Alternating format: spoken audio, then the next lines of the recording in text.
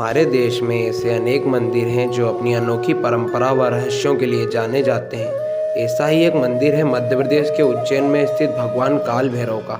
इस मंदिर के संबंध में चमत्कारी बात यह है कि यहाँ स्थित काल भैरव की प्रतिमा मदिरा यानी शराब का सेवन करती है, लेकिन मदिरा जाती कहाँ है, यह रहस्य आज भी बना हुआ है। प्रतिमा को मदिरा पीते हुए देखने के लिए यहाँ देश दुनिया से काफ़ी लोग पहुँचते हैं। भैरव अष्टमी के मौके पर हम आपको बता रहे हैं महाकाल के कोतवाल बाबा काल भैरव के बारे में। भगवान काल भैरव का मंदिर क्षिप्रा नदी के किनारे भैरवगढ़ क्षेत्र में स्थित है। इस मंदिर की सबसे बड़ी विशेषता है कि यहाँ भगवान काल भैरव की प्रतिमा को शराब का भोग लगाया जाता है।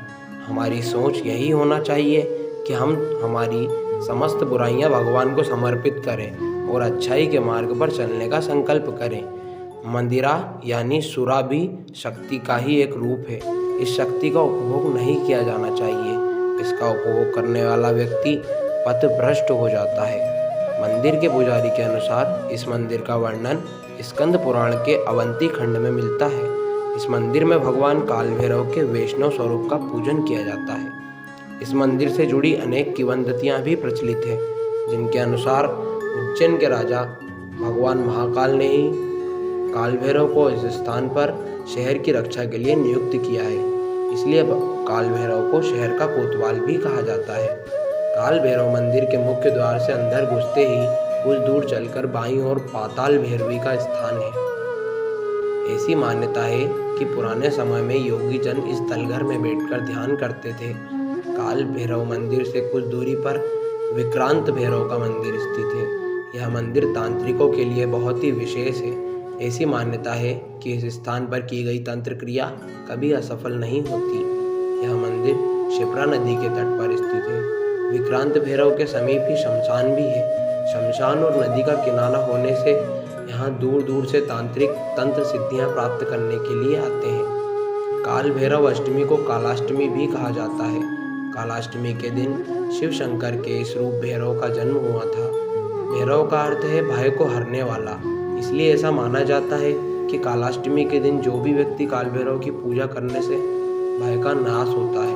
कालाष्टमी के दिन भगवान शिव, माता पार्वती और काल भैरव की पूजा करनी चाहिए। विद्वानों का मानना है कि यह पूजा रात में की जाती है। नारद पुराण में बताया गया है कि काल भैरव की पूजा करने से मनुष्य की सभी मनोकामनाएं पूर्ण होती है।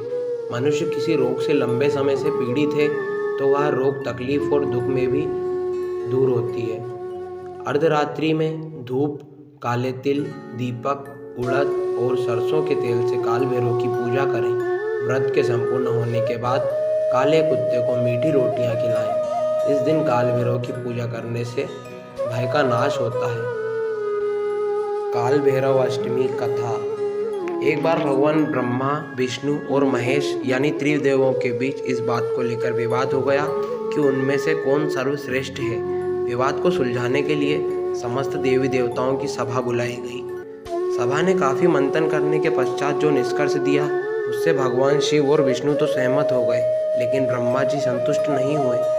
यहाँ तक कि उन्होंने भगवान शिव को अपमानित करने का भी प्रयास किया, जिससे भगवान शिव अत्यंत क्रोधित हो गए। भगवान शंकर के इस भयंकर रूप से ही काल भैरव की उत्पत्ति हुई। सभा में उपस्थित समस्त देवी देवता शिव के इस काल भैरव रूप को देखकर थर्राने लगे। काल भैरव, जो कि काले कुत्ते पर सवार होकर हाथों में दंड लिए अवतरित हुए थे, उन्होंने ब्रह्मा जी पर प्रहार कर उनके एक सिर को अलग कर दिया। ब्रह्मा जी के पास अब केवल 4 शीश ही बचे। उन्होंने क्षमा मांगकर काल भैरव के कोप से स्वयं को बचाया। ब्रह्मा जी के माफ़ी मांगने पर भगवान शिव पुनः अपने रूप में आ गए, लेकिन काल भैरव पर ब्रह्म हत्या का दोष चढ़ चुका था, जिससे मुक्ति के लिए वे कई वर्षों तक इधर उधर भटकते हुए वाराणसी में पहुँचे, जहाँ उन्हें इस पाप से मुक्ति मिली। भगवान काल भैरव को महाकालेश्वर दंडाधिपति भी कहा जाता है। वाराणसी में दंड से मुक्ति मिलने के कारण उन्हें दंड पाणी भी कहा जाता है।